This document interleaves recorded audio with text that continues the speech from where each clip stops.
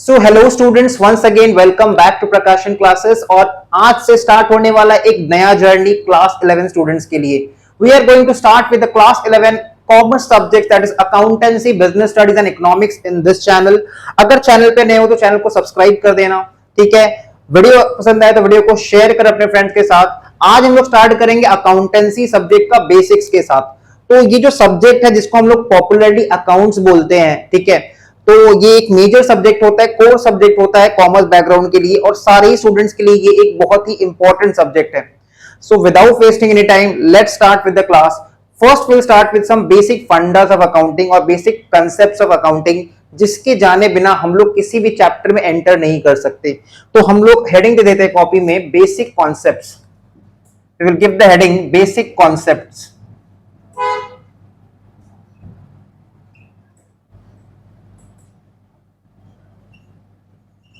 सबसे पहले जो सब्जेक्ट हम पढ़ने वाले हैं, इस सब्जेक्ट के बारे में हम लोग एक लाइन लिखेंगे। The name of the subject. Sir ये कैसा बात हो गया, name of the subject? Yes, बिल्कुल। सबसे पहले जो सब्जेक्ट हम पढ़ने वाले हैं उसका नाम हम लोग अपना कॉपी में नोट डाउन करेंगे। The name of the subject is accountancy. सबसे पहला, सबसे फोरमोस्ट चीज सबसे पहले रिकॉर्ड करो, ठीक है। जो सब्जेक्ट हम पढ़ने जाने वाले हैं ना, या पढ़ने वाले हैं, उसका नाम क्या है? अकाउंटेंसी। सब्जेक्ट का नाम अकाउंट्स नहीं है। तो लोग गलत बोलते हैं कि अकाउंट सब्जेक्ट है, सब्जेक्ट का नाम है अकाउंटेंसी। अब इस सब्जेक्ट में देखो बेसिकली क्या होने वाला है। ये सब जो सब्जेक्ट है ना, ये हमारे घर से ही शुरू होता है। ये हमारे तुम्हारे सबके घर से ही शुरू हो जाता है ये सब्जेक्ट। सर हमारे घर से शुरू होता है, बिल्कुल। देखो अभी एग्जाम्पल देते हैं। समझो कि at the beginning of the month तुम्हारे पापा जो है वो तुम्हारी मम्मी के हाथ में 20,000 रुपीज रख देते हैं, ठीक है। Your father is the soul earner, वो घर पे पैसा कमाते हैं, पैसा कमा के लेके आते हैं, और मंथ के बिगिनिंग में तुम्हारे पापा तुम्हारे मम्मी के हाथ में 20,000 रुपया रख देते हैं, और बोलते हैं कि इस 20,000 में उनको घर का सारा खर्चा चलाना है, ठीक है। इस 20,000 रुपया में, इस 20,000 रुपीज से उनको दूध वाले को पेमेंट करना है, घर का राशन का पेमेंट करना है, एवरीथिंग, मेडिसिन, एवरीथिंग, ठीक है, इलेक्ट्रिसिटी बिल का पेमेंट करना है। Each and everything will be payment will be done by your mummy. Now ये जो पापा ने पैसा दिया है मम्मी को, तो साथ ही साथ पापा ने एक इंस्ट्रक्शन भी दी है मम्मी को, एक डायरी मेंटेन करने का, ठीक है। कि हम सबके घर में होता है, पापा ने मम्मी को इंस्ट्रक्शन दिया है कि साथ में एक डायरी भी मेंटेन करो, और साथ ही साथ सारे खर्चों का हिसाब लिखते चलो कि दूध वाले को कितना पेमेंट किया, इलेक्ट्रिसिटी बिल के लिए कितना पेमेंट किया, ठीक है, राशन के लिए हमने कितना पेमेंट किया है। तो हम लोग क्या करते हैं ना, जब भी हम लोग को किसी से पैसा मिलता है, उस पैसा का हम लोग सही से यूज करते हैं। और सही से यूज कैसे कर सकते हैं? जब सारे खर्चों को हम लोग रिकॉर्ड करते हुए चलेंगे। अब मम्मी क्या करेगी? मम्मी सारे खर्चा को रिकॉर्ड करना स्टार्ट कर देगी। मंथ एंड में पता चलेगा कि घर को चलाने के लिए कितना खर्चे का जरूरत है, कितना पैसों का जरूरत है, ठीक है। मंथ एंड में जब सबको पेमेंट कर दिया जाएगा तो पता चलता रहेगा कि भाई हमने किसको कितना पेमेंट किया और कितना पैसा चाहिए घर चलाने के लिए, पूरा महीना चलाने के लिए। तो इससे फैमिली को एक आइडिया मिलता है कि उसको कितना फंड्स का जरूरत है हर महीना, सो दैट वो अपना फैमिली को रन कर सके। एक और बात यहाँ पे क्लियर होता है कि एवरी टाइम हमको पता रहेगा कि हमारे पास कब कितना कैश बैलेंस अवेलेबल है, हमारे हाथ में कितना रुपया पड़ा हुआ है। Every day we can check, और इससे हम लोग अपना फ्यूचर डिसीजन मेकिंग पे भी कंट्रोल कर सकते हैं, ठीक है। सो अकाउंटिंग सब्जेक्ट, जो सब्जेक्ट है ना अकाउंटिंग, ये सब्जेक्ट बहुत ही ज्यादा इंपॉर्टेंट है, वेरी इंपॉर्टेंट, ठीक है। और ये सब्जेक्ट हमारे तुम्हारे घर से ही शुरू हो जाता है। हर महीने के शुरुआत में तुम्हारे पापा तुम्हारी मम्मी को 20,000 रुपए हाथ में दे दे रहे हैं। मम्मी क्या कर रही है? उस 20,000 रुपया का घर खर्च में लगा रही है। जहां जहां मम्मी पेमेंट कर रही है डायरी में लिखते जा रही है। मंथ एंड में पता चलता है कि पूरा महीना कैलकुलेशन करने के बाद हम देख पा रहे हैं कि 17,000 रुपया घर खर्च में खर्च हुआ है, ठीक है। 17,000 रुपया घर का खर्चा है। तो 20,000 में 17,000 खर्चा हुआ, तो मम्मी के हाथ में कितना बच गया? 3,000 रुपया बच गया मम्मी के हाथ में। कि जो मम्मी के हाथ में तुम्हारे 3,000 रुपया बच गया है, ये बता रहा है कि 3,000 रुपया अब हमारा सेविंग्स है, जो हम फ्यूचर में यूज कर सकते हैं। ये तो हो गया घर का हिसाब किताब। तो इसमें क्या था ना, हिसाब रखना और हिसाब देना, ये दो वर्ड है, ठीक है। एक तो पहले हमको हिसाब रखना पड़ता है और दूसरा हमको हिसाब देना पड़ता है। तो अकाउंटिंग करने में हम लोग दो काम करते हैं। पहले तो सारा खर्चा को रिकॉर्ड करते हैं, हिसाब रखते हैं, और मंथ एंड में जिससे पैसा ले रखे हैं, किससे पैसा लिया था, मम्मी ने, पापा से, तो उनको हिसाब देना पड़ेगा कि कहां कितना कितना खर्चा हुआ है, कितना पैसा बच गया। यही काम हम लोग बुक बिजनेस के कंटेक्स्ट में, अकाउंटिंग के लिए, अकाउंटिंग में बिजनेस के कंटेक्स्ट में करते हैं। तो same work is done by the means of accounting in context of business. Business में हम लोग क्या करते हैं, बिजनेस में आए दिन जितना खर्चा हो रहा है, ठीक है, आए दिन हम लोग किसी को पेमेंट कर रहे हैं, कहीं से पैसा आ रहा है, उन सबको हम लोग क्या करते हैं, सारा हिसाब किताब, सारा लेन देन बुक्स ऑफ अकाउंट्स में रिकॉर्ड करते हैं। कि बुक्स ऑफ अकाउंट्स क्या होता है, बुक्स ऑफ अकाउंट्स वही नोटबुक है जहां पे हम लोग सारा हिसाब किताब मेंटेन करते हैं, बिजनेस का सारा लेखा जोखा लिख के रखते हैं।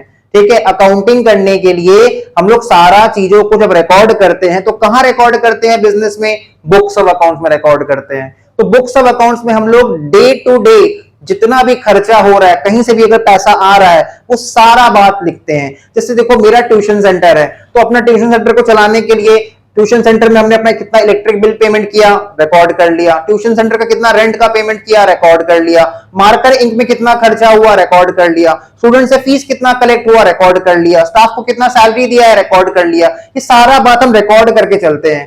तब हमको पता चलता है ईयर एंड पे कि हमारा बिजनेस करने के बाद हमारे बिजनेस में प्रॉफिट हो रहा है या फिर लॉस हो रहा है। ठीक है, हमको बिजनेस का एंड रिजल्ट भी तो पता करना है ना, कि पूरा साल हमने जो बिजनेस किया है, तो बिजनेस करने के बाद फायदा क्या हुआ, ठीक है, बिजनेस में प्रॉफिट हो रहा है या फिर लॉस हो रहा है। तो अल्टीमेटली हमारा बिजनेस प्रॉफिट हो रहा है या फिर लॉस हो रहा है, इस बात को समझने के लिए हमको अकाउंटिंग करना बहुत जरूरी है। अकाउंटिंग में हम लोग क्या करते हैं, सारा चीज का हिसाब किताब मेंटेन करते हैं, हर चीज को बुक्स ऑफ अकाउंट्स में रिकॉर्ड करते हैं और ईयर एंड में कैलकुलेट करके चेक करते हैं कि हमारे पास कितना पैसा आया और कितना पैसा चला गया। हिसाब किताब करते हैं जिससे हम लोग को पता चलता है कि बिजनेस एक्टिविटी परफॉर्म करने के बाद बिजनेस में प्रॉफिट हो रहा है या फिर लॉस हो रहा है। एक बिजनेस में अगर प्रॉफिट होगा तो हम आगे चल के उस बिजनेस को और बढ़ाने का कोशिश करेंगे। अगर कोई प्रॉफिटेबल बिजनेस है तो we will try to expand our business activity as much as possible. But अगर कोई लॉस मेकिंग बिजनेस है तो पहले तो हम ये कोशिश करेंगे कि किस कारण से वो लॉस हुआ ये पता करें, और लॉस का कारण पता करने पे उसको ओवरकम किया जा सके, उस पर कुछ काम किया जा सके ताकि नेक्स्ट टाइम दोबारा से वो लॉस ना हो। और अगर लॉस का कारण नहीं पता चल रहा है ना, और कंटिन्यूअसली अगर बिजनेस को लॉसेस होता जाएगा, तो एक दिन आएगा जब इस बिजनेस का दिया बुझ जाएगा और ये बिजनेस हमेशा के लिए बंद हो जाएगा। तो इसीलिए अकाउंटिंग करना बहुत जरूरी है। एक तो अकाउंटिंग करने से हम लोग हर दिन का सारा खर्चा, सारा इनकम रिकॉर्ड कर पाएंगे, कितना पैसा आया हमारे पास, कितना पैसा चला गया, वो सब रिकॉर्ड कर पाएंगे। ईयर एंड पे हम लोग बिजनेस का रिजल्ट पता कर पाएंगे कि बिजनेस एक्टिविटी करने से प्रॉफिट हो रहा है या फिर लॉस हो रहा है। अगर प्रॉफिट हो रहा है तो हम लोग चाहेंगे कि हमारा बिजनेस और एक्सपैंड हो, हम लोग और ब्रांच सेटअप करें, और अगर लॉस हो रहा है तो हमको उसका रीजन पता करना पड़ेगा, और रीजन पता करके उस लॉस पे हम लोग को वर्कआउट करना पड़ेगा, सो दैट जिस भी रीजन से वो लॉस हुआ है वो दोबारा लॉस दोबारा ना हो जाए बिजनेस में। क्योंकि अगर बिजनेस में कंटिन्यूअस लॉसेस होता रहेगा तो एक दिन आएगा जब ये बिजनेस बंद हो जाएगा। इसीलिए अकाउंटिंग करना बहुत जरूरी है। ये सब्जेक्ट इतना इंपॉर्टेंट है, ठीक है, इसके बिना बिजनेस हम लोग कर ही नहीं सकते। ठीक है, बिजनेस करने का भी मतलब ही नहीं रह जाएगा। तो सबसे पहला बात हमने कॉपी में क्या लिख लिया, the name of the subject is accountancy. अब इस सब्जेक्ट में, क्योंकि ये एक नया सब्जेक्ट है, टोटली न्यू सब्जेक्ट है, आज से पहले तुमने ये सब्जेक्ट कभी नहीं पढ़ा है, तुमको इसका कोई भी आइडिया नहीं है, तो सबसे पहले एक एक छोटा छोटा चीज हम लोग कॉपी में लिखेंगे और लिखते लिखते समझेंगे, ताकि हम लोग को जीरो लेवल से इस सब्जेक्ट के बारे में आइडिया होते चले। ठीक है, कि ट्रांजैक्शन क्या होता है, इवेंट क्या होता है, अकाउंटिंग क्या होता है, अकाउंटेंसी क्या होता है। ठीक है, everything will be clear. Just सारा बातों को लिखते हुए चलना। ठीक है, एक एक चीज को सीक्वेंस वाइज लिखते हुए चलना। तो आओ, सबसे पहले हमने क्या लिखा, सब्जेक्ट का नाम क्या है, अकाउंटेंसी। जो सब्जेक्ट हम पढ़ने वाले उसका नाम क्या है, अकाउंटेंसी। तो सबसे पहला बात कॉपी में लिख दो, the name of the subject is accountancy. Next जो हम लोग लिखेंगे कॉपी में, that we will write the term event.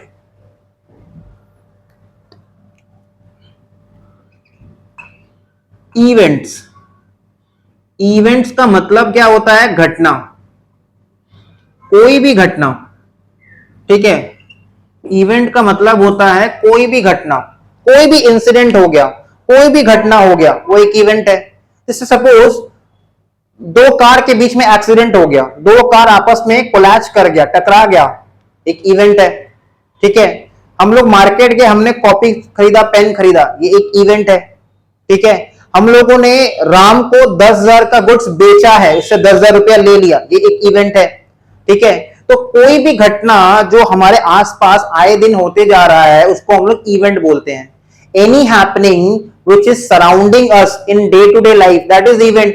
Event होता क्या है? इवेंट्स आर दोज हैपनिंग्स और इंसिडेंट्स। ठीक है, इवेंट्स वो हैपनिंग है, वो इंसिडेंट है जो किसी भी चीज के होने का रिजल्ट बताता है। तो हम लोग कॉपी में थोड़ा लिखेंगे, लिखो, हम लोग कॉपी में लिखेंगे इवेंट्स आर दोज हैपनिंग्स और incident which may or may not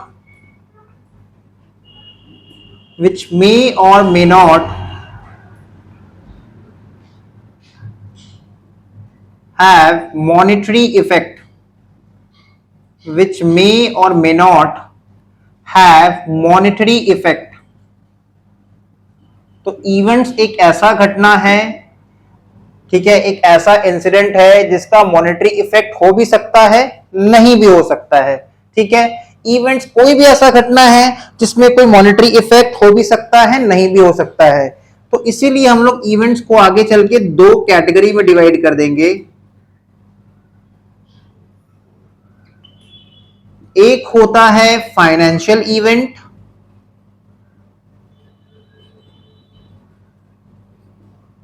और एक होता है non financial event.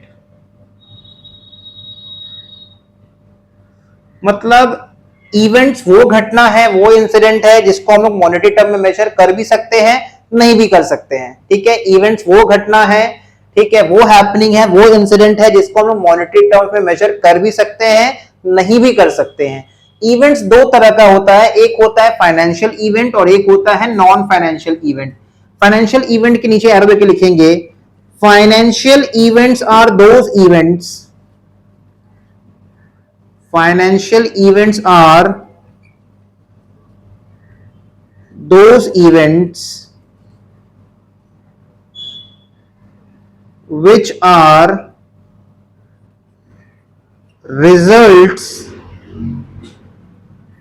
oblique outcomes, which are results oblique outcomes of financial transactions, financial transactions। तो फाइनेंशियल इवेंट वो इवेंट होता है जो कि रिजल्ट होता है या फिर आउटकम होता है किस चीज का? फाइनेंशियल ट्रांजैक्शन का। फाइनेंशियल मतलब रुपया पैसा से रिलेटेड। तो कोई भी हम फाइनेंशियल ट्रांजैक्शन करते हैं, ट्रांजैक्शन को डिटेल में आगे सीखेंगे हम लोग। जब भी हम लोग कोई फाइनेंशियल ट्रांजैक्शन करते हैं, कोई भी लेन देन करते हैं, तो उसका जो रिजल्ट होता है ना, फाइनेंशियल ट्रांजैक्शन का जो रिजल्ट होता है उसको फाइनेंशियल इवेंट बोलते हैं। जैसे अगर हम लिखें पूरा साल बिजनेस करने के बाद प्रॉफिट जो हमने अर्न किया, profit earned by the business, ये एक फाइनेंशियल इवेंट है। Comma losses incurred by the business, ये भी एक फाइनेंशियल इवेंट है। क्लोजिंग स्टॉक, ठीक है, ईयर एंड में बिजनेस करने के बाद हम देख पा रहे हैं कि हमारे पास ईयर एंड में गोडाउन में 1 लाख रुपया का स्टॉक पड़ा हुआ है, 1 लाख रुपया का स्टॉक पड़ा हुआ है। तो ये हमारे लिए क्या है? ये भी हमारे लिए एक इवेंट है, फाइनेंशियल इवेंट है, क्योंकि ये सब तो रिजल्ट है ना। हमने पूरा साल में जितना भी गुड्स परचेज किया उसमें से इतना स्टॉक बच गया है जो सेल नहीं हुआ। तो फाइनेंशियल इवेंट वो इवेंट होता है, ठीक है, which are the results or outcomes of financial transaction. Financial events are those events which are the results or outcomes of the financial transaction. जैसे profit earned by the business, losses incurred by the business। पूरा साल business करने के बाद ही तो पता चलेगा ना प्रॉफिट हुआ या फिर लॉस हुआ है। पूरा साल बिजनेस करने के बाद ही तो पता चलेगा कि हमारे पास ईयर एंड में, साल के एंड में हमारे गोडाउन में कितना स्टॉक पड़ा हुआ है, कितना गुड्स पड़ा हुआ है जो सेल नहीं हुआ है। ठीक है, तो closing stock, these are the financial events. बात करते हैं नॉन फाइनेंशियल इवेंट्स का। Non financial events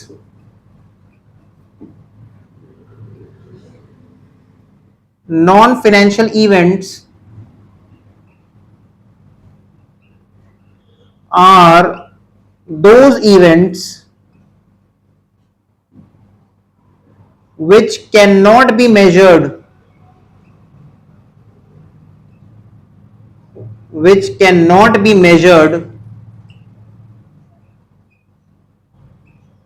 in terms of money.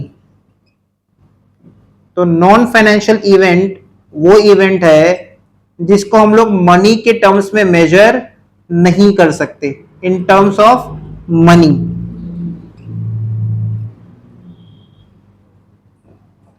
In terms of money, ठीक है। जैसे अगर हम एग्जांपल लेते हैं तो strike by workers in the factory, workers ने फैक्ट्री में स्ट्राइक कर दिया। Strike by workers in the factory, strike by workers in the factory, तो ये कैसा इवेंट होगा? ये एक नॉन फाइनेंशियल इवेंट होगा, ठीक है। तो अभी तक हमने क्या सीखा कि ये जो सब्जेक्ट है ना अकाउंटेंसी, या फिर जो हम अकाउंटिंग सीखने वाले हैं, तो सबसे पहले हमको ये जानना जरूरी होगा कि इवेंट्स क्या होता है। इवेंट्स कोई भी ऐसा इंसिडेंट है, कोई भी ऐसा हैपनिंग है, कोई भी ऐसा घटना है जिसको हम लोग मनी के टर्म्स में मेजर कर भी सकते हैं या फिर मेजर नहीं भी कर सकते हैं।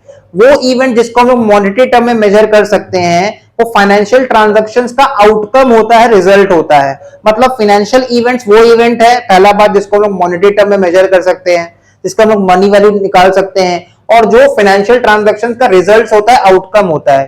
तो फाइनेंशियल इवेंट्स वो इवेंट्स होता है, financial events are those events which can be measured in terms of money and are the results or outcomes of the financial transaction. जैसे profit earned by the business, losses incurred by the business, closing stock at the end of the year, ये सब क्या है? financial event है। Non financial events क्या होता है? Non financial events are those events, non financial events are those events which can not be measured in terms of money, जिसको हम लोग मॉनेटरी टर्म में मेजर नहीं कर सकते। जैसे strike by the workers in the factory, factory में workers ने स्ट्राइक कर दिया, ये एक नॉन फाइनेंशियल इवेंट है। Done. Moving on to the next topic.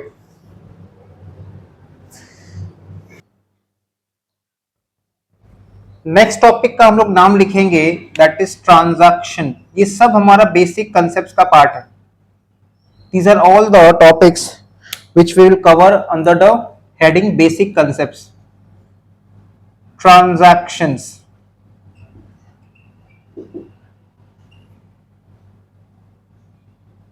So we will give the heading transactions.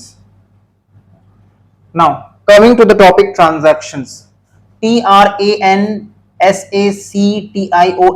transactions। देखो ट्रांजैक्शन का मतलब होता है ना लेन देन करना। हम लोग मार्केट गए, हमने एक कॉपी खरीदा, हमने दुकानदार को 50 रुपया दिया, तो हमने 50 रुपया दिया, उससे कॉपी ले लिया, ठीक है। हमने अपना बिजनेस में कोई गुड्स बेचा, कोई सामान बेचा, कस्टमर को उससे पैसा ले लिया, ये भी ट्रांजैक्शन है। हमने इलेक्ट्रिसिटी का बिल पेमेंट किया, वो भी ट्रांजैक्शन है, ठीक है। हमने रेंट का पेमेंट किया, वो भी ट्रांजैक्शन है। हमने स्टूडेंट को क्लासेस करवाए, उसके बदले फीस ले लिया, ये भी ट्रांजैक्शन है। तो ट्रांजैक्शन का बेसिक मतलब होता है एक ऐसा इवेंट, एक ऐसा घटना which can be measure in terms of money, जिसको हम लोग मॉनेटरी टर्म में मेजर कर सकते हैं, जिसका मनी वैल्यू एग्जिस्ट करता है, ठीक है। ट्रांजैक्शन एक ऐसा इवेंट है, एक ऐसा घटना है which can be measured in terms of money, ठीक है, and which brings a financial change in the organization's income, expenses, losses, gain. जैसे बताओ अगर हम स्टूडेंट से फीस कलेक्ट करेंगे तो मेरा इनकम बढ़ गया, अगर हमने रेंट का पेमेंट किया तो मेरा बिजनेस से कैश बैलेंस कम हो गया, अगर हमने इलेक्ट्रिसिटी का पेमेंट किया तो मेरे हाथ में से कैश बैलेंस कम हो जाएगा, अगर हम लोग चेक से कोई सामान खरीदा तो हमारे बैंक अकाउंट से बैलेंस कम हो जाएगा। तो फाइनेंशियल चेंज आ रहा है, ठीक है। ट्रांजैक्शंस के कारण क्या होता है? फाइनेंशियल चेंज आता है हमारे बिजनेस में। ट्रांजैक्शंस के कारण हमारे बिजनेस में फाइनेंशियल चेंज आता है। या तो हमारे पास पैसा आता है, या तो हम किसी को पैसा पेमेंट करते हैं, ठीक है, या तो हम रेंट का पेमेंट कर रहे हैं तो हमारे बिजनेस से कैश बैलेंस कम हो गया, अगर हम चेक से पेमेंट कर रहे हैं तो हमारा बैंक का बैलेंस कम हो जा रहा है, ठीक है। तो दिस इज कॉल्ड ट्रांजैक्शन। तो इसको हम लोग लिखते हैं, कॉपी में लिखो, ट्रांजैक्शंस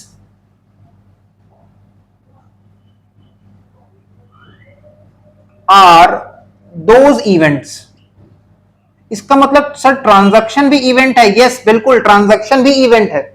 इसलिए तो पहले इवेंट समझाए थे। Transactions are those events which can be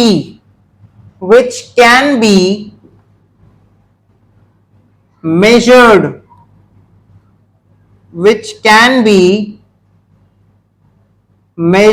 in terms of money, which can be measured in terms of money. तो ट्रांजैक्शन वो इवेंट है जिसको हम लोग मॉनेटरी टर्म में मेजर कर सकते हैं, एंड विच ब्रिंग्स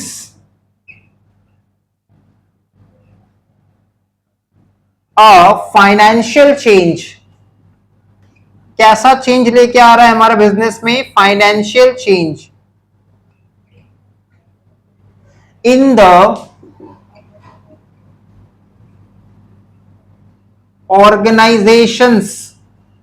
ऑर्गेनाइजेशन का मतलब बिजनेस ऑर्गेनाइजेशन। यहां पे ऑर्गेनाइजेशन वर्ड का मतलब क्या है? Business organisation.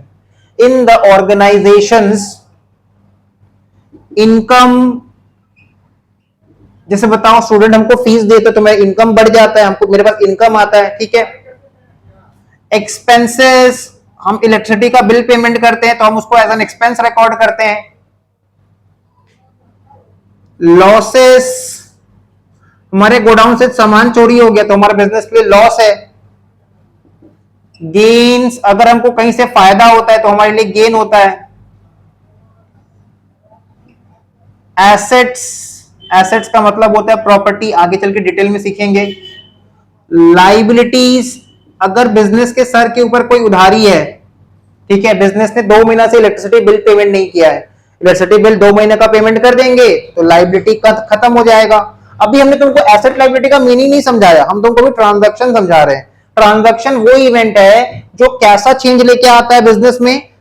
फाइनेंशियल चेंज लेके आता है, ठीक है, और इसको हम लोग मॉनेटरी टर्म में मेजर कर सकते हैं। Transactions are those events which brings a financial change in the business organization and which can be measured in terms of money। अभी फाइनेंशियल चेंज किस फॉर्म में लेके आता है? ऑर्गेनाइजेशन का income, expenses, losses, gain, asset, liabilities, इन सब में चेंज आता है, ठीक है। Assets comma liabilities etcetera which brings a financial change in the business income, expenses, losses, gain, asset, liabilities etcetera. तो बात ध्यान रखने वाला ये इंपॉर्टेंट है कि ट्रांजैक्शन भी एक इवेंट है। ट्रांजैक्शन एक ऐसा इवेंट है which can be measure in terms of money. Transaction एक ऐसा इवेंट है जिसको हम लोग मनी के फॉर्म में मेजर कर सकते हैं, ठीक है। Transactions are those events which can be measured in terms of money and which brings a financial change in the business. जो बिजनेस में फाइनेंशियल चेंज लेके आ रहा है, बिजनेस का इनकम, एक्सपेंसेस, लॉसेस, गेन, ये सब इफेक्ट हो रहा है। आगे चल के डिटेल में पढ़ेंगे, आगे चल के सब पढ़ेंगे हम लोग डिटेल में। इनकम क्या होता है, एक्सपेंसेस क्या होता है, लॉसेस क्या होता है, गेन क्या होता है, एसेट क्या होता है, लाइबिलिटीज क्या होता है। अभी बस इतना समझना है कि अगर हम मार्केट जा रहे हैं, हमने अगर कोई पेन खरीदा, 20 रुपया का पैसा देके अगर कोई पेन खरीदा है, ठीक है, 20 रुपया दुकानदार को देने के बाद हमने दुकानदार से अगर कोई पेन खरीदा है तो वो एक ट्रांजैक्शन है। हमने बैंक में 10,000 रुपीज अपने अकाउंट में डिपॉजिट किया तो मेरे पॉकेट से पैसा निकल के बैंक में चला गया तो वो भी एक ट्रांजैक्शन है। हमने बैंक से 2,000 रुपीज एटीएम के थ्रू विड्रॉ किया, वो भी एक ट्रांजैक्शन है, ठीक है। तो ये सब ट्रांजैक्शन होता है। हमने अपने ट्यूशन टीचर को फीस पेमेंट किया, ये भी एक ट्रांजैक्शन है। हमको स्टूडेंट से फीस कलेक्ट हुआ, ये मेरे लिए ट्रांजैक्शन है, बिल्कुल ट्रांजैक्शन है। हमने इलेक्ट्रिसिटी का बिल पेमेंट किया, ट्रांजैक्शन है। These are all transaction. Transaction का मतलब होता है जहां पे भी पैसा का लेन देन हो रहा है, जहां भी पैसा का लेन देन हो रहा है, ठीक है, वो ट्रांजैक्शन होता है। तो ट्रांजैक्शन एक ऐसा इवेंट होता है जिसको हम लोग मॉनेटरी टर्म में मेजर कर सकते हैं और जो बिजनेस में फाइनेंशियल चेंज लेके आता है।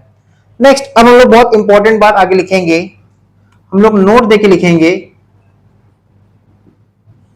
इस बेसिस पे हम ये बात लिख सकते हैं, लिखो कॉपी में, ऑल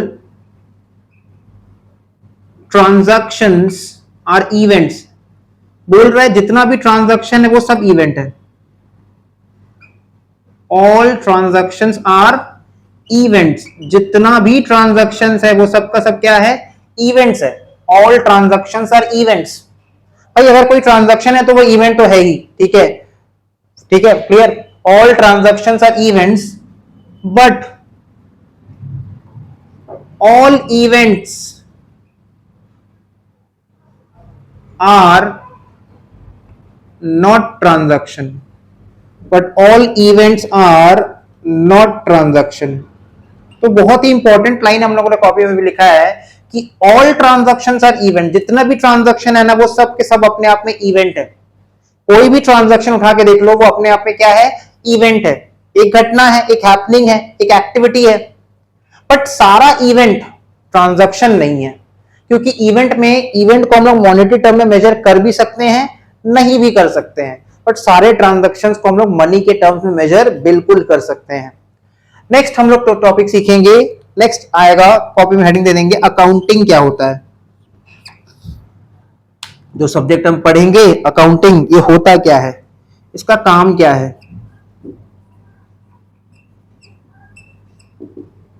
तो फिर से वही एक बार एग्जांपल ले रहे हैं। हमारे घर पे हमारे पापा ने मम्मी को जो पैसा दिया था मंथ के बिगनिंग में घर खर्च चलाने के लिए, तो मम्मी ने क्या किया, उस पैसा को सही जगह पे यूज किया और जहां जहां पेमेंट किया उसका एक नोट लिखते गए, डायरी में एक नोट लिख के रख दिया मम्मी ने। मंथ एंड में पता चलेगा, सारा ट्रांजैक्शंस रिकॉर्ड हुआ था डायरी में, उस ट्रांजैक्शन को देख के पता चल जाएगा कि हमारा पूरा साल का, पूरा महीने का खर्चा कितना है और हमारा कितना सेविंग्स हो रहा है। क्लियर?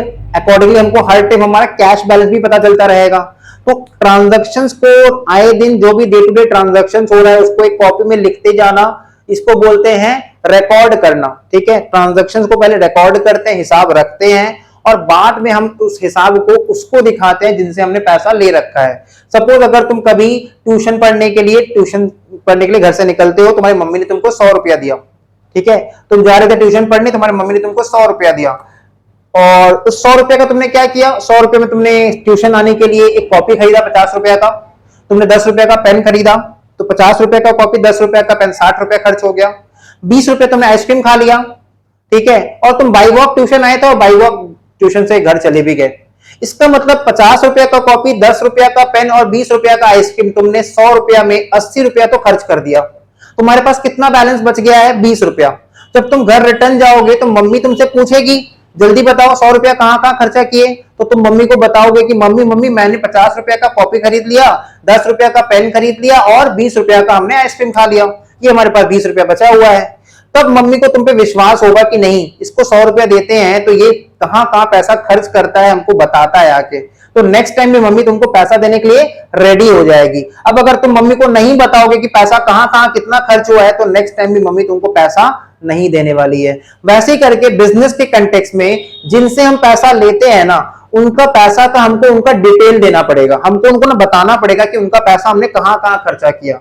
तो हम उनको कैसे बता पाएंगे, जब हम सारे खर्चे को रिकॉर्ड करेंगे, हर बिजनेस में आए दिन जो भी हो रहा है तो उसको हम लोग बुक्स ऑफ अकाउंट्स में रिकॉर्ड करेंगे, तभी बता पाएंगे। और ईयर एंड में क्या करेंगे, उसका हिसाब किताब करेंगे और हिसाब किताब करके उनको डिटेल समझा पाएंगे कि कितना क्या बच गया पैसा, कितना पैसा बचा हुआ है, क्या हमने सामान खरीदा है, कितना फीस आया था पूरा साल में, जो भी चीज है, जो भी चीज एक्टिविटी हो रहा है बिजनेस में, वो हम समझा पाएंगे उनको जिनसे हमने पैसा ले रखा है। बिजनेस करने के लिए भी ना हम लोग को बहुत लोगों से पैसा लेना पड़ता है। जो पैसा लगाता है ना बिजनेस में उसको इन्वेस्टर कहते हैं। हो सकता है कि बिजनेस बहुत बड़ा था, ठीक है, मुकेश अंबानी का बिजनेस सोचो कितना बड़ा बिजनेस है, रिलायंस इंडस्ट्रीज लिमिटेड, इतना जायंट ऑर्गेनाइजेशन है, तो क्या उसमें सिर्फ मुकेश अंबानी का पैसा लगा हुआ है? बिल्कुल नहीं, उसमें ऑल ओवर इंडिया का बहुत सारे लोगों का पैसा लगा हुआ है। तो भाई जिसने भी पैसा लगाया है वो ये जानने के लिए इंटरेस्टेड रहेगा, he will be interested to know कि उसका बिजनेस में आए दिन क्या हो रहा है, उसने जहां पैसा लगाया है उसमें उसका पैसा का यूज हो रहा है कि मिसयूज हो रहा है। इसलिए हिसाब किताब रखना बहुत जरूरी है, ताकि जो हमसे पूछे, क्वेश्चन करे ईयर एंड पे, तो हम उनको उनका हिसाब दे सके, उनको बता सके कि उनका पैसा को हमने क्या क्या किया है पूरा साल में। ठीक है, इसलिए हम लोग अकाउंटिंग ऐसा सब्जेक्ट करते हैं, अकाउंटिंग को हम लोग कंटिन्यू करते हैं थ्रू आउट द ईयर। तो अकाउंटिंग करना एक प्रोसेस है, ठीक है। ये प्रोसेस कहां से शुरू होता है? पहले तो हम लोग हिसाब रखते हैं, हिसाब रखने का प्रक्रिया को बोलते हैं रिकॉर्डिंग ऑफ ट्रांजैक्शन, ठीक है। और फिर ईयर एंड में हिसाब देते हैं कि कहां कहां कितना पैसा खर्चा हुआ है, उसको हम लोग बोलते हैं फाइनलाइजेशन ऑफ अकाउंट्स। तो आओ मेरे साथ अकाउंटिंग का हम लोग छोटा सा इंट्रोडक्शन लिखते हैं, लिखो मेरे साथ। अकाउंटिंग, देखो अकाउंटिंग के अंदर ही एक वर्ड छिपा हुआ है counting. Accounting includes a word counting, और काउंटिंग किसका होता है? नंबर्स का होता है। काउंटिंग किसका होता है? नंबर्स का होता है, नंबर्स का काउंटिंग होता है, ठीक है। So accounting is the art of recording, accounting is the art of recording, ठीक है। सो अकाउंटिंग क्या है? ये एक आर्ट है, ये एक स्किल है, किस चीज का? रिकॉर्ड करने का। क्या रिकॉर्ड कर देंगे हम लोग बिजनेस में? हम लोग बिजनेस में आए दिन क्या रिकॉर्ड करते होंगे? इवेंट्स को रिकॉर्ड करते होंगे कि ट्रांजैक्शंस को? अकाउंटिंग के अंदर ही एक वर्ड छिपा हुआ है काउंटिंग, और काउंटिंग होता है नंबर्स का, और हम ट्रांजैक्शंस को ही तो मॉनेटरी एस्पेक्ट में, मॉनेटरी वैल्यू में, मॉनेटरी टर्म्स में वैल्यू करते हैं ना। तो हम लोग किसको रिकॉर्ड करते हैं बुक्स ऑफ अकाउंट्स में? क्वेश्चन आता है इवेंट्स को रिकॉर्ड करते हैं कि ट्रांजैक्शंस को रिकॉर्ड करते हैं? And the answer is transactions को रिकॉर्ड करते हैं, ठीक है। Accounting is the art of recording. क्या रिकॉर्ड करते हैं? ट्रांजैक्शंस। क्यों रिकॉर्ड करते हैं? फ्यूचर रेफरेंस के लिए। मैम जब तुमको क्लास में नोट्स लिखवाती है, तुम उस नोट्स को कॉपी में क्यों लिखते हो? ताकि एग्जाम टाइम में तुम उस नोट्स को पढ़ के अच्छा मार्क्स ला सको। इन फ्यूचर में तुमको उस नोट्स का जरूरत पड़ेगा। वैसे आए दिन बिजनेस में जो भी चीज हो रहा है, जो भी ट्रांजैक्शंस हो रहा है, उसको हम लोग बुक्स ऑफ अकाउंट्स में रिकॉर्ड करते हैं फ्यूचर रेफरेंस के लिए। तो accounting is the art of recording. क्या रिकॉर्ड करते हैं? ट्रांजैक्शन। क्या रिकॉर्ड नहीं करते हैं? इवेंट। क्यों रिकॉर्ड करते हैं? फ्यूचर रेफरेंस के लिए। So accounting is the art of recording, ठीक है। तो सबसे पहला काम क्या होता है? Recording. Recording of what? Recording of transactions. So accounting is the art of recording, classifying. Classifying, CLASSIFYING, classifying. Business में आए दिन ना बहुत तरह का ट्रांजैक्शन होता है, डिफरेंट टाइप का ट्रांजैक्शन होता है। सपोज स्टूडेंट ने मुझे फीस दिया, ये भी एक ट्रांजैक्शन है, पैसा आ रहा है। इलेक्ट्रिसिटी बिल का हमने पेमेंट किया, ये भी ट्रांजैक्शन है, पैसा बाहर जा रहा है। हमने रेंट का पेमेंट किया, ये भी ट्रांजैक्शन है। हमने चेयर खरीदा है, वो भी ट्रांजैक्शन है। हमने मार्कर इंक खरीदा, ये भी ट्रांजैक्शन है। हमने घर का रेंट पे कर दिया, वो भी ट्रांजैक्शन है। इसका मतलब ये सब ट्रांजैक्शन है, बट सारे ट्रांजैक्शन का जो नेचर है वो सेम नहीं है। हमने उधार में गुड्स बेचा है, क्या वो ट्रांजैक्शन है? बिल्कुल। हमने उधार में अगर गुड्स बेचा है तो वो भी ट्रांजैक्शन है। आज उधार में बेचे हैं, कल पैसा मिल जाएगा। हमने उधार में गुड्स खरीदा है, क्रेडिट पे गुड्स खरीदा है, क्या वो ट्रांजैक्शन है? बिल्कुल, वो भी ट्रांजैक्शन है। तो accounting is the art of recording. क्या रिकॉर्ड करते हैं हम लोग? ट्रांजैक्शंस, ठीक है। और क्यों रिकॉर्ड करते हैं? फ्यूचर रेफरेंस के लिए। Accounting is the art of recording, classifying. Transaction ना बहुत तरह का होता है, बहुत डिफरेंट डिफरेंट टाइप का ट्रांजैक्शन होता है। हर ट्रांजैक्शन को क्लासिफाई करना जरूरी है कि यहाँ पे हम गुड्स परचेज कर रहे हैं, ये परचेज वाला ट्रांजैक्शन है। यहाँ पे हम गुड्स सेल कर रहे हैं, ये सेल वाला ट्रांजैक्शन है। यहाँ पे हम इलेक्ट्रिसिटी बिल का पेमेंट कर रहे हैं, तो ये इलेक्ट्रिसिटी चार्जेस वाला ट्रांजैक्शन है। यहाँ पे हम रेंट का पेमेंट कर रहे हैं, तो ये रेंट का ट्रांजैक्शन है। तो हर ट्रांजैक्शन का नेचर को पहचानना जरूरी है, उसको क्लासिफाई करना जरूरी है। सो अकाउंटिंग में क्या करते हैं हम लोग? It is an art. मतलब अकाउंटिंग का काम ना हर कोई नहीं कर पाएगा, ठीक है। जिसको इसका नॉलेज है वही ये आर्ट परफॉर्म कर पाएगा। तो देखो, सिंगिंग इज एन आर्ट। हर कोई गाना गा सकता है? नहीं। जिसको सिंगिंग का प्रॉपर नॉलेज है वही गाना गा सकता है ना। वो प्रॉपर तरीके से उसको गाना गा सकता है, क्लियर। वो प्रॉपर तरह से उस चीज को परफॉर्म कर सकता है, क्लियर। वैसे ही करके अकाउंटिंग का भी एक आर्ट है, जिसको अकाउंटिंग का नॉलेज है वही अकाउंटिंग का काम कर पाएगा। So accounting is an art. Art of what? Recording. क्या रिकॉर्ड करते हैं हम लोग? ट्रांजैक्शंस। क्यों रिकॉर्ड करते हैं? फ्यूचर रेफरेंस के लिए। अकाउंटिंग एक आर्ट है। किस चीज का आर्ट है? Art of recording. रिकॉर्ड करते हैं हम लोग, क्या रिकॉर्ड करते हैं? ट्रांजैक्शंस को रिकॉर्ड करते हैं। क्यों रिकॉर्ड करते हैं? फ्यूचर रेफरेंस के लिए। क्लासिफाइंग का मतलब क्या होता है? ट्रांजैक्शन डिफरेंट डिफरेंट टाइप का होता है, तो डिफरेंट डिफरेंट ट्रांजैक्शंस को अलग अलग करना, क्लासिफाई करना। Classifying, summarising. अब डिफरेंट डिफरेंट ट्रांजैक्शंस को हम लोग जो ईयर एंड में समराइज्ड फॉर्म में इकट्ठा करके रखते हैं, समराइजिंग। Summarising, SUMMARISING।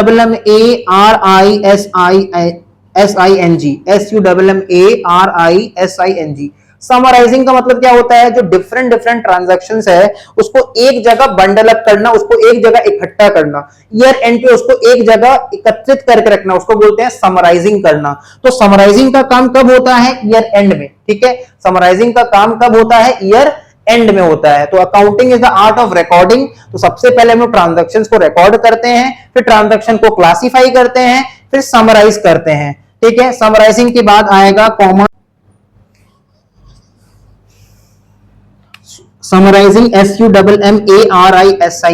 समराइजिंग का मतलब होता है चीजों को एकत्र करना, एक जगह इकट्ठा करना, ठीक है। समराइजिंग के बाद हम लिखेंगे एनालाइजिंग। एनालाइजिंग का मतलब क्या होता है, हम जब डॉक्टर के पास जाते हैं ना अपना ब्लड रिपोर्ट लेके, तो डॉक्टर पहले ना 1 सेकंड के लिए ब्लड रिपोर्ट को देखता है, तो पहले खुद एनालाइज करता है, और एनालाइजेशन का काम करने के बाद, एनालाइज करने के बाद वो हम लोग को ब्लड रिपोर्ट समझाता है, बताता है, वो हम लोग को ब्लड रिपोर्ट इंटरप्रेट करना सिखाता है, ठीक है। तो एनालाइजिंग का मतलब होता है कि अकाउंटेंट जो है, जो बिजनेस का अकाउंटिंग कर रहा है, हिसाब किताब कर रहा है, वो पहले ट्रांजैक्शंस को रिकॉर्ड करेगा, फिर ट्रांजैक्शन को क्लासिफाई करेगा, फिर ईयर एंड में सारे ट्रांजैक्शन को एक जगह इकट्ठा करेगा, समराइज करेगा। एनालाइजिंग मतलब पहले खुद समझेगा, एनालाइज करेगा कि क्या क्या हुआ है, बिजनेस में प्रॉफिट हुआ या फिर लॉस हुआ है, ठीक है। फिर वो क्या करेगा, एनालाइजिंग के बाद इंटरप्रिटेशन या interpreting,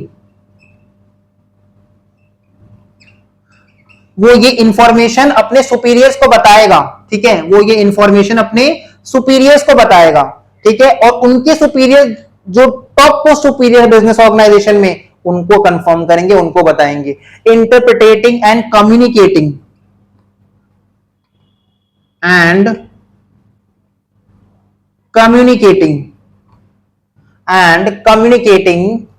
financial transactions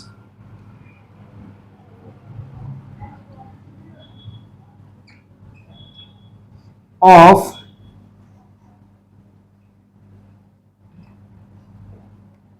a business organization, of a business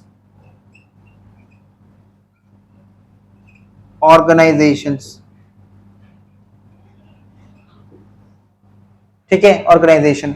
so accounting का मेन काम क्या है, सबसे पहले ट्रांजैक्शंस को रिकॉर्ड करना, ट्रांजैक्शन को अलग अलग क्लासिफाई करना, उसको एक जगह ईयर एंड पे समराइज करना, समराइजिंग इकट्ठा करना। एनालाइजिंग का मतलब क्या होता है, जो हमने इकट्ठा किया है सारा इंफॉर्मेशन, उसको पहले खुद समझना। इंटरप्रिटेटिंग मतलब अकाउंटेंट क्या करेगा, अपने सुपीरियर को बताएगा, इंटरप्रेट करेगा, उसको इंफॉर्मेशन देगा, और जो अकाउंटेंट का सुपीरियर है वो टॉप मोस्ट सुपीरियर, जैसे जो बोर्ड ऑफ डायरेक्टर्स है, जो शेयर होल्डर्स है, जो बिजनेस के ओनर्स हैं, ठीक है, उनको कम्युनिकेट करेंगे हम लोग, उनको बताएंगे कि बिजनेस में इस साल प्रॉफिट हुआ या फिर लॉस हुआ है। And communicating financial transactions of a business organisation.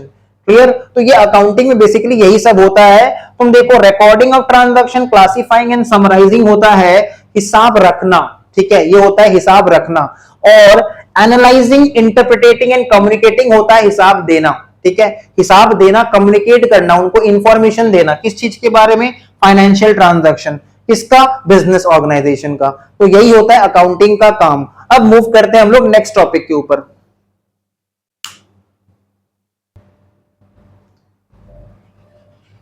Next topic का हम लोग नाम लिखेंगे अकाउंट्स।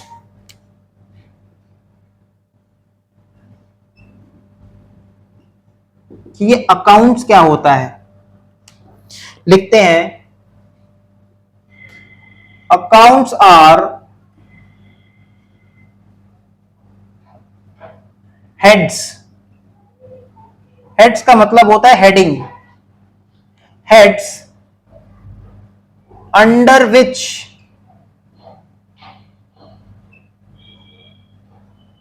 विच पर्टिकुलर्स, पर्टिकुलर्स का मतलब होता है इंफॉर्मेशन, पर्टिकुलर्स वर्ड का मतलब होता है information. So accounts are heads under which particulars, bracket में लिखा है informations regarding a transaction,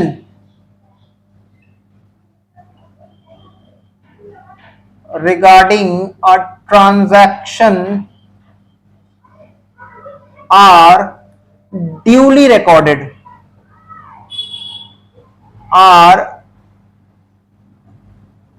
duly recorded। तो अकाउंट्स वो हेड्स होता है जिसके अंदर एक ट्रांजैक्शन के रिगार्डिंग जो भी इंफॉर्मेशन है उसको हम लोग रिकॉर्ड करते हैं, such as date of transaction, वो ट्रांजैक्शन कितने तारीख को हुआ है, ये हम लोग रिकॉर्ड करते हैं अकाउंट्स में, जैसे फॉर एग्जांपल कैश अकाउंट है ना, एक एग्जांपल लेते हैं कैश अकाउंट का। तो कैश अकाउंट में हम रिकॉर्ड करेंगे कि कितना तारीख को हमारे पास कितना कैश आया था, date of transaction, comma amount of transaction, वो ट्रांजैक्शन का अमाउंट कितना था, ये भी हम लोग क्या करेंगे, हेड्स में रिकॉर्ड करेंगे।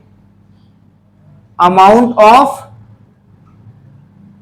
ट्रांजैक्शन, ठीक है, and parties involve in the transaction etcetera, and parties involve in the transaction etcetera. Parties involve in the transaction का मतलब वो ट्रांजैक्शन किसके बीच में हुआ है, parties involve in the transaction etcetera.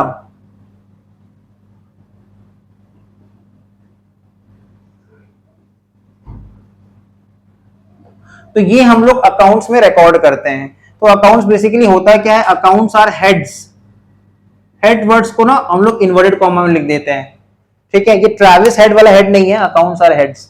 Accounts are heads under which particulars that is information regarding a transaction are duly recorded. जैसे cash account में ये लिखा रहेगा ना कि कितना तारीख को कैश हमारे पास आया था, वो अमाउंट कितना था, किससे मिला था वो कैश हमको, ठीक है। कैश अकाउंट में इन सब का इंफॉर्मेशन हमको जनरली मिल जाएगा। बिल्डिंग अकाउंट का अगर हम बात करेंगे तो पता चलेगा कि हमने कौन सा बिल्डिंग कितना तारीख को खरीदा था, कितने में खरीदा था, ठीक है। ये सारा इंफॉर्मेशन हमको बिल्डिंग अकाउंट से मिल जाएगा, ठीक है। सो अकाउंट्स आर बेसिकली होता है क्या है, ये हेड्स होता है जिसके अंदर हम लोग सारा इंफॉर्मेशन रिकॉर्ड करते हैं, पर्टिकुलर्स रिकॉर्ड करते हैं एक ट्रांजैक्शन से रिलेटेड, जैसे डेट ऑफ ट्रांजैक्शन क्या है, अमाउंट ऑफ ट्रांजैक्शन क्या है, कौन कौन से पार्टी के बीच में वो ट्रांजैक्शन हुआ है। नेक्स्ट अब हम लोग कॉपी में हेडिंग दे देंगे, अब हम लोग सीखेंगे क्लासिफिकेशन ऑफ अकाउंट्स, या फिर हम लोग सिंपली कॉपी के बीच में लिख देंगे अकाउंट्स, और उससे हम लोग पहले 2 एरो स्ट्राइक आउट करेंगे। पहला लिखेंगे पर्सनल अकाउंट, पर्सनल, एंड दूसरा में लिख देंगे इम्पर्सनल, पर्सनल एंड इम्पर्सनल। तो अकाउंट्स बेसिकली देखो 2 तरह का होता है, एक होता है पर्सनल और दूसरा होता है इम्पर्सनल। पर्सनल अकाउंट क्या होता है अभी हम लोग थोड़ा देर में समझेंगे। पहले हम लोग लिखते हैं कि पर्सनल अकाउंट का आगे चल के 3 कैटेगरी होता है। एक होता है नेचुरल पर्सनल, एक होता है artificial personal, natural personal, artificial personal, और एक होता है रिप्रेजेंटेटिव पर्सनल।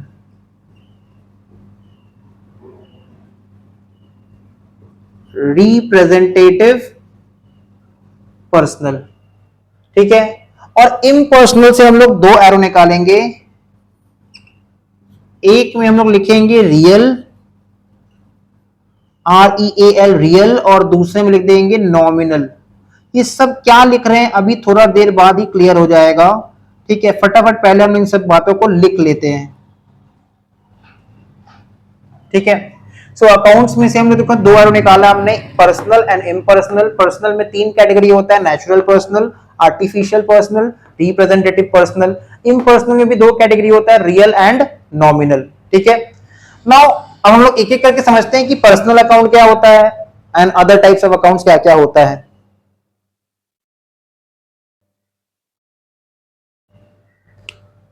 तो कॉपी में नेक्स्ट हेडिंग हम लोग दे देंगे पर्सनल अकाउंट।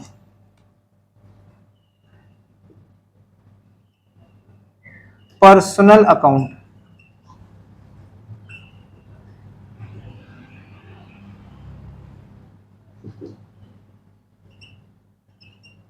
Personal accounts. तो देखो पर्सनल अकाउंट वो अकाउंट होता है ना जिसका पहचान, जिसका आइडेंटिफिकेशन उसके पर्सनल नाम से होता है, और या तो वो हमारे जैसा कोई लिविंग बीइंग होता है या फिर वो कोई इंस्टीट्यूशन होता है। तो personal accounts are those accounts which are identified by their personal name. जैसे बताओ तुम अपने फ्रेंड का इंट्रोडक्शन दूसरे फ्रेंड से कैसे करवाते हो, उसके नाम से ही तो इंट्रोडक्शन करवाते हो।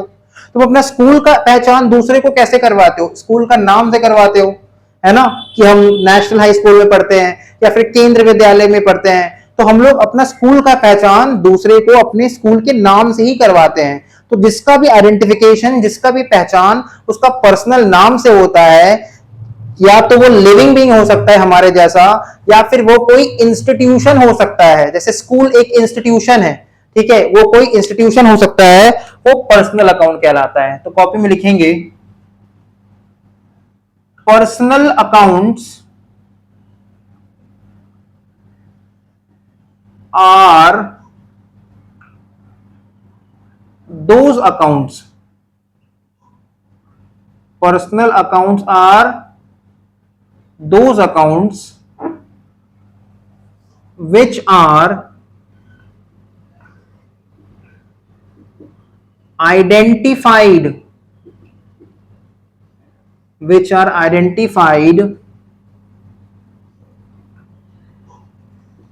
by their पर्सनल नेम, जिसका आइडेंटिफिकेशन पहचान उसके पर्सनल नाम से होता है, which are identified by their personal name. तो personal accounts are those accounts which are identified by their personal name and are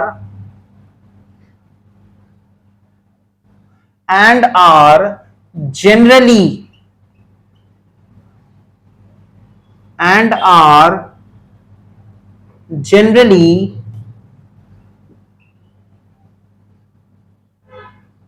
living being और institutions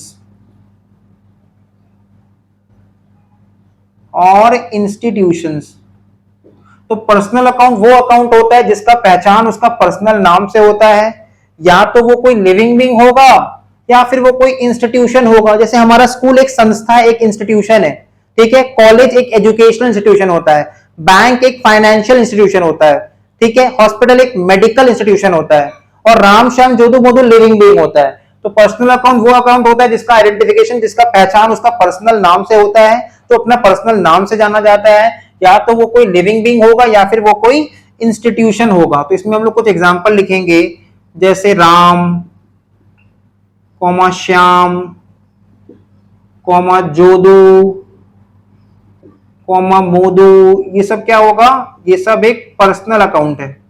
Ram comma Shyam comma Jodu comma Modu, ये सब क्या होगा, पर्सनल अकाउंट है, ठीक है। स्टेट बैंक ऑफ इंडिया, पहचान पर्सनल नाम से हो रहा है। कौन सा बैंक में अकाउंट खुलवाया तुमने, स्टेट बैंक ऑफ इंडिया में अकाउंट खुलवाया, तो हम बैंक का पहचान उसका पर्सनल नाम से कर रहे हैं। एक्सिस बैंक,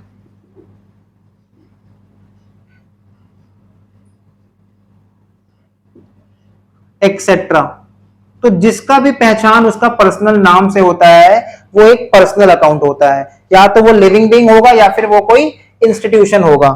नेक्स्ट हम लोग लिखेंगे रियल अकाउंट के बारे में।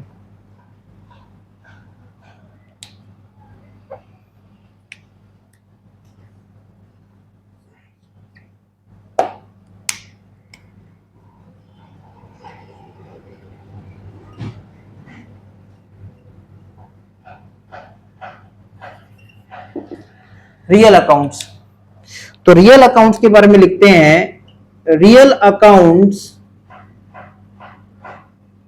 Are assets. एसेट्स का मतलब क्या होता है ना, अभी शॉर्ट में समझो, बाद में डिटेल में समझाएंगे। बिजनेस का जितना भी प्रॉपर्टी है, बिजनेस के पास जितना भी प्रॉपर्टी है जिसको यूज करके बिजनेस इनकम अर्न करता है, बिजनेस के पास जितना भी प्रॉपर्टी है जिसको यूज करके बिजनेस अर्न करता है, उसको हम लोग एसेट्स बोलते हैं। जैसे ये व्हाइट बोर्ड जिसपे अभी हम लिख रहे हैं, इसको यूज करके हम इनकम अर्न करते हैं, तो ये मेरे लिए एसेट है। यहाँ पे जितना electricity, fan, tube light, AC, chair लगा हुआ है, ये मेरे लिए क्या है, एसेट है, ठीक है। ये कैमरा जिससे हम रिकॉर्ड कर रहे हैं अभी, वो क्या है, वो मेरे लिए क्या है, वो भी एक एसेट है। क्लियर। तो real accounts are assets, bracket में लिखा है properties of the business, property of the business, इसको प्रॉपर्टीज लिख देते हैं, properties of the business. Real accounts are assets, bracket में लिखेंगे properties of the business and are generally non-living in nature,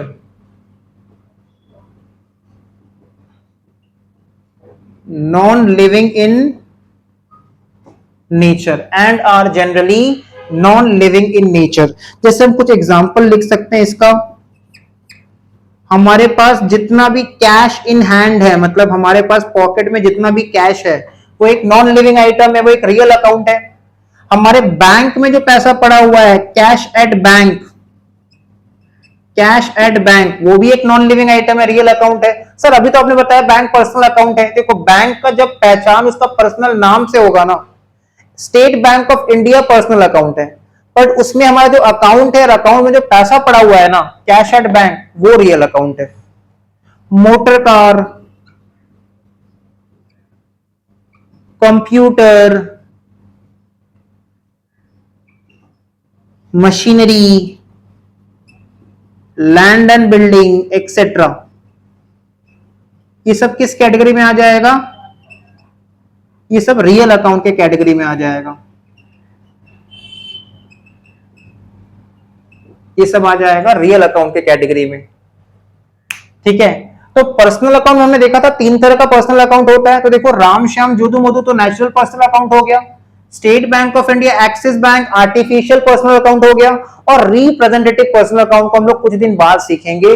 वो अभी तक हम लोग उस जगह तक नहीं पहुंच पाए कि हम तुमको बता सके कि रिप्रेजेंटेटिव पर्सनल अकाउंट क्या होता है। ठीक है, वो थोड़ा टाइम लगेगा बट हम लोग उसको भी सीख जाएंगे। रियल अकाउंट इन पर्सनल के अंदर 2 कैटेगरी होता है, real account and nominal account. Real account क्या होता है? बिजनेस का एसेट होता है, प्रॉपर्टीज जिसको यूज करके हम लोग इनकम अर्न करते हैं। ठीक है, वो बिजनेस का एसेट होता है, प्रॉपर्टी होता है, और वो उसका नेचर क्या होता है? Generally non living in nature, कभी सांस नहीं लेता है, खाना पीना नहीं मांगता है। ठीक है, नॉन लिविंग आइटम।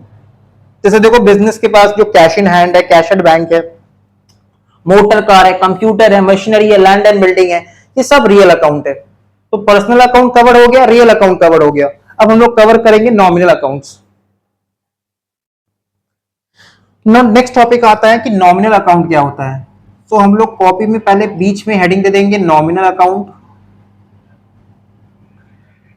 बेसिकली ये जो नॉमिनल अकाउंट्स है ना, इसमें 4 आइटम कवर्ड रहता है। It covers 4 items.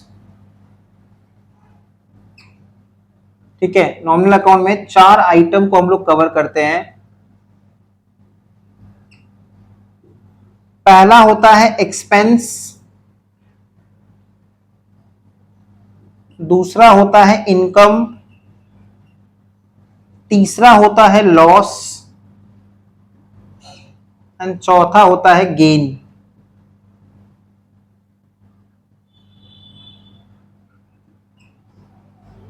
अब एक एक करके हम लोग सीखेंगे कि ये सब क्या होता है। होपफुली सबने ये वर्ड जरूर पहले सुन रखा होगा, आज उसका डिटेल में मीनिंग समझना है। देखो बचपन में तुमने क्या सीखा था ना, एक्सपेंस का मतलब होता है खर्चा। आज हम प्रूव करेंगे एक्सपेंस का मतलब खर्चा नहीं होता है। ठीक है, मान लो हम लोग मार्केट में गए, ठीक है, मार्केट में गए, हमने 10 रुपया का पेन खरीदा, हमने 10 रुपया का 10 पेन खरीदा। एक पेन 10 रुपया का है, हमने 10 पेन खरीदा, हमने दुकानदार को 100 रुपया निकाल के दिया पॉकेट से, तो हमारा पॉकेट से कितना खर्च हुआ? 100 रुपया। पूरा साल हमने पढ़ाई किया, जम के पढ़ाई किया, सिर्फ 3 पेन खत्म हुआ।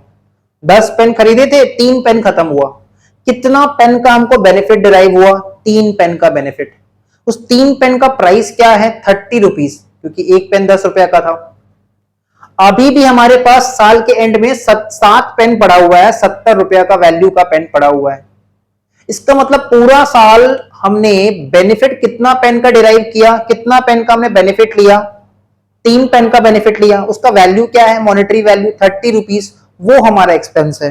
मतलब पैसा खर्च करने के बदले हमको जो बेनिफिट मिलता है ना, वो हमारा एक्सपेंस होता है। ठीक है, आज मेरे से कोई बच्चा पढ़ने के लिए आया, उसने मुझे फीस दिया, और उस फीस देने के बदले अगर वो हमसे कुछ सीख पा रहा है तो वो उसके लिए एक्सपेंस है, और फीस देने के बदले अगर वो हमसे कुछ नहीं सीख पा रहा है तब क्या है? लॉस है।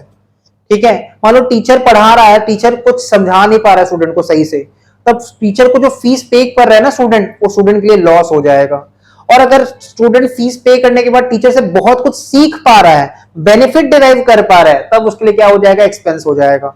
हम लोग इलेक्ट्रिसिटी यूज करते हैं, तो जितना इलेक्ट्रिसिटी यूज करेंगे, जितना बेनिफिट डिराइव करेंगे, बिल भी उतना ही आएगा। इसका मतलब एक्सपेंस का मतलब क्या होता है? बेनिफिट डिराइव्ड, जितना हम बेनिफिट डिराइव करते हैं ना वो हमारा एक्सपेंस होता है, ना कि हमने जितना पैसा खर्चा किया वो हमारा एक्सपेंस होता है। जैसे हमने तुमको फर्स्ट एग्जांपल दिया था कि 10 पेन हमने खरीदा था, एक एक पेन 10 रुपया करके था, तो हमने दुकानदार को 100 रुपया निकाल के अपने पॉकेट से दिया था।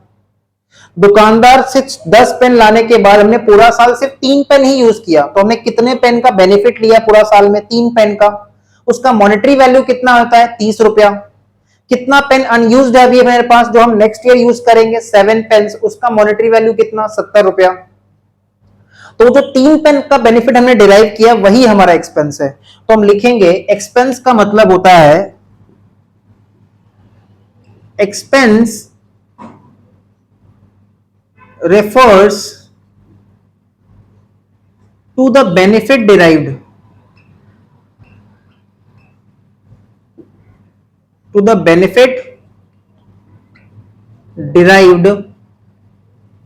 by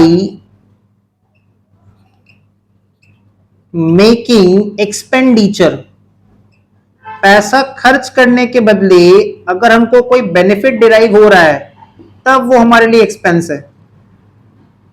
पैसा खर्च करने के बदले अगर हम लोग को कोई बेनिफिट डिराइव हो रहा है तब वो हमारे लिए एक्सपेंस है। जैसे एक्सपेंस का एग्जांपल ले लेते हैं, पेमेंट ऑफ रेंट, हमने पूरा साल भाड़े वाला जगह यूज किया है, रेंटेड प्रॉपर्टी हमने यूज किया है, तो प्रॉपर्टी यूज करने के बदले हम लोग जो रेंट पे कर रहे हैं वो हमारा एक्सपेंस है। Payment of rent, comma electric charges, हमने बेनिफिट लिया है, संजीव गोयनका का सर्विसेज लिया है और उसके बदले हम जो पेमेंट कर रहे हैं वो हमारा एक्सपेंस है। इलेक्ट्रिक चार्जेस हमारे लिए एक्सपेंस है। एक्सपेंस का एक नेचर होता है, याद रखेंगे हम लोग, expenses are recurring in nature. Expenses are recurring in nature, मतलब आए दिन ना बिजनेस में थोड़ा बहुत एक्सपेंस ना हमेशा होता है। ठीक है, देखो फुचका वाला रोज फुचका बनाने के लिए सूजी खरीद रहा है, मटर खरीद रहा है, मिर्च खरीद रहा है, मसाला खरीद रहा है, तो उसका ना एक्सपेंस रोज हो रहा है। दुकान का शटर उठाते ही हम लोग लाइट ऑन कर देते हैं, इलेक्ट्रिसिटी बिल चालू हो जाता है, तो एक्सपेंस तो रोज हो रहा है। दुकान खोलो या मत खोलो रेंट तो देना पड़ेगा, एक्सपेंस रोज हो रहा है। तो एक्सपेंस ना रेकरिंग इन नेचर है। एक्सपेंस रेकरिंग इन नेचर मतलब डेली होता है, कंटिन्यूअस बेसिस पे होता है, कभी कभार नहीं होता, डेली होता है, कभी कभी ज्यादा होता है, कभी कम होता है, बट होता तो रोज ही है। Expenses are recurring in nature. Income का देखो क्या होता है, इनकम का मतलब क्या होता है, income is the revenue derived या revenue earned, income is the revenue earned by performing any business activity, या फिर हम लिख सकते हैं economic activity, any economic activity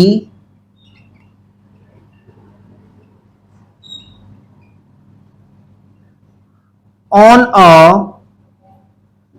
regular basis,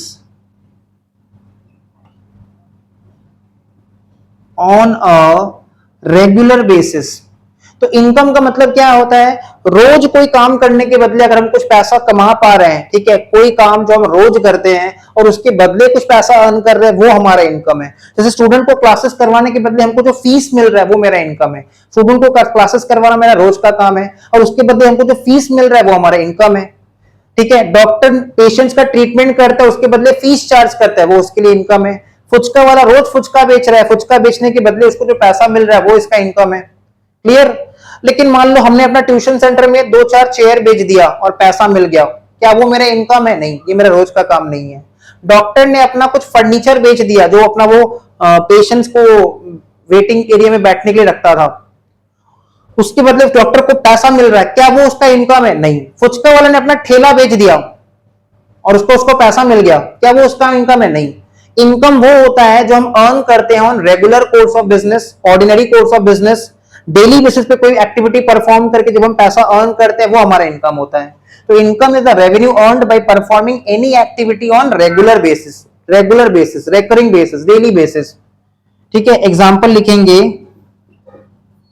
cell of goods and services, sale of business में हम लोग जो गुड्स बेचते हैं या फिर सर्विसेज देते हैं, ठीक है, बिजनेस में जब हम लोग गुड्स बेचते हैं या फिर सर्विसेज देते हैं वो हमारा इनकम होता है, ठीक है।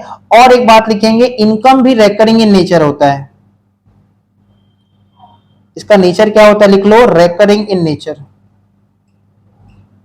फुचका वाला रोज फुचका बेचता है और फुचका बेचने के बदले उसको रोज कुछ ना कुछ पैसा मिलता है, रेकरिंग इन नेचर।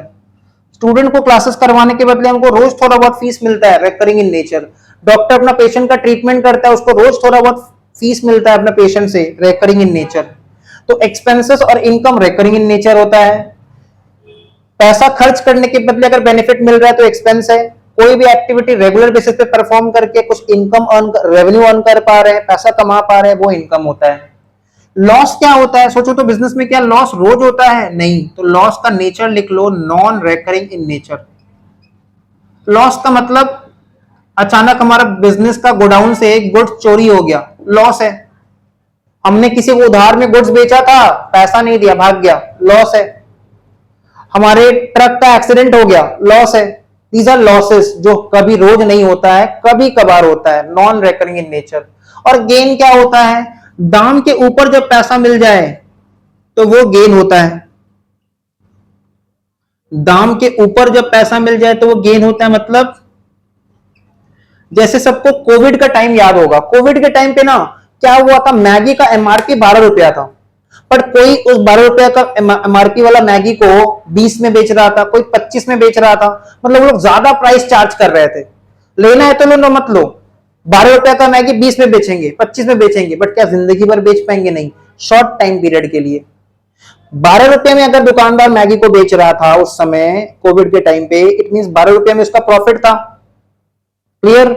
और 12 रुपए के ऊपर अगर वो 20 रुपए में बेच रहा है तो 8 रुपए एक्स्ट्रा अर्न कर रहा है। तो जो 8 रुपए एक्स्ट्रा अर्न कर रहा है ना, over the actual amount of MRP, over the actual selling price से ज्यादा जो वो अर्न कर रहा है वो उसका गेन है। और वो गेन हमेशा तो नहीं हो सकता ना, कभी कभार स्पेशल सिचुएशन में हो जाता है। तो गेन का भी नेचर क्या होता है? Non recurring in nature. So hopefully ये पहला क्लास, बेसिक कंसेप्ट का पहला क्लास सबको समझ में आया होगा। क्लास का ड्यूरेशन थोड़ा लंबा ही रहेगा, ठीक है। हम लोग कवर करेंगे मेजॉरिटी ऑफ बेसिक कंसेप्ट, सारा बेसिक कंसेप्ट को पहले कवर करेंगे, फिर हम लोग चैप्टर में जाएंगे, ठीक है। अगर वीडियो पसंद आ रहा है, वीडियो में जरूर से लाइक करो। लाइक करने से हमको मोटिवेशन मिलेगा कि नेक्स्ट वीडियो भी अपलोड करना है। कमेंट करके बताओ, शेयर करो फ्रेंड्स के साथ वीडियो को, चैनल पर सब्सक्राइब कर दो। मिलते हैं नेक्स्ट वीडियो में।